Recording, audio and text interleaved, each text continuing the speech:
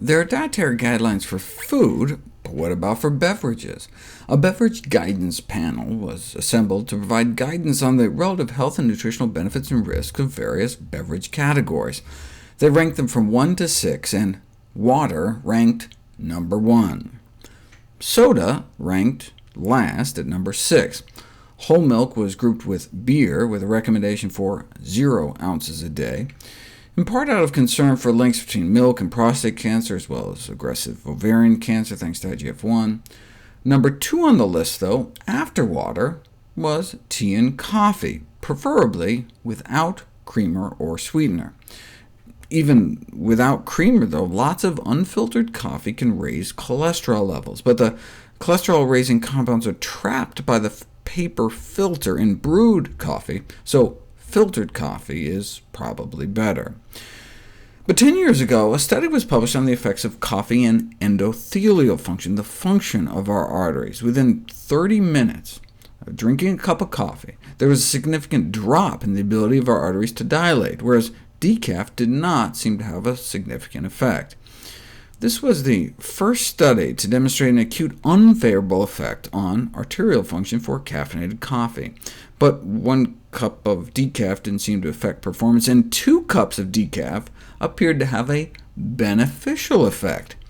So maybe it's a battle between caffeine and antioxidants. Something in caffeinated coffee appears to be hurting arterial function, whereas something in decaf appears to be helping, maybe the antioxidants. It's like the story with red wine. De-alcoholized red wine significantly improves arterial function.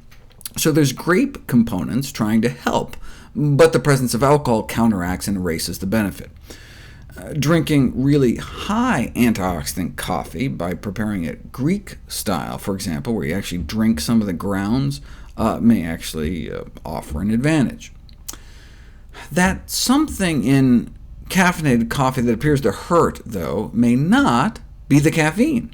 In a randomized, double-blind, placebo-controlled crossover study, researchers found that caffeine alone, about 2.5 cups of coffee worth, significantly improved arterial function in both people without and with heart disease.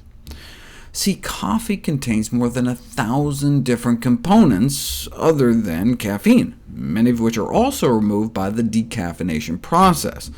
So there must be something else in the coffee bean that's causing the problem. In fact, caffeine may even enhance the repair of the fragile inner lining of our arteries by enhancing the migration of endothelial progenitor cells, the stem cells that patch up potholes in our artery walls, one could say. But how might we get the potential benefit of caffeine without the risky compounds in caffeinated coffee? Tea. Tea consumption enhances artery function, substantial beneficial effects from both green tea and black tea. Instead of other components in tea leaves undermining caffeine's potential benefits, they appear to boost the benefit in healthy individuals as well as heart disease patients, reversing some of their arterial dysfunction, both immediately and in the long term. Now, all the measurements in this and the other studies were done on the brachial artery, the main artery in the arm, just because it's easier to get to. What we care about, though, is blood flow to the heart, and caffeine appears to impair blood flow to our heart muscle during exercise, even in healthy folks, but especially those with heart disease.